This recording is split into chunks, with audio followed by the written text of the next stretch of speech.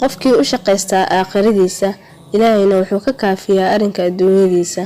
mar haddii aad maanta dhagax tahay ugu birina diamond waa noqon karaysaa. saaxiibkaaga xumi waa kan kuu horseeda mustaqbal xumo adduunyo iyo ciqaab aakhiro. qof kasta ay guul ayuu rabaa, laakiin waxaa guuleysta kaliya qofkii daba socda guushiisa. caqabad waliba ee ka hor imaada waxa ay ku tusinaysaa wadada guushaada.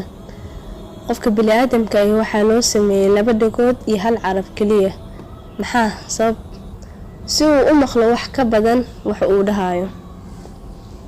nolosheena waxaana soo mara waxyaabo aan marnaba rabin inay nagu dhacaan, laakiin waxaa waajib ah inay nagu dhacaan si aan u barano adkeysi iyo dulqaad. mar haddii aad rabto inaad hesho wax aadan horey u helin, waxaa waajib kugu ah inaad sameyso wax aadan hore u sameynin.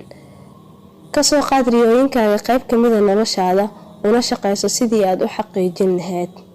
haddii aad raadinayso qof bedeli lahaa naftaada, hadaba qaado muraayad kadibna adigu isfiiri. waxaa waajib kugu ah inaad bedesho markasta naftaada dhinaca wanaagsan aad u bedeshid. maaha inaad dadka ku raali gelinaysid, laakiin waa inaad damiirkaaga raali gelinaysid.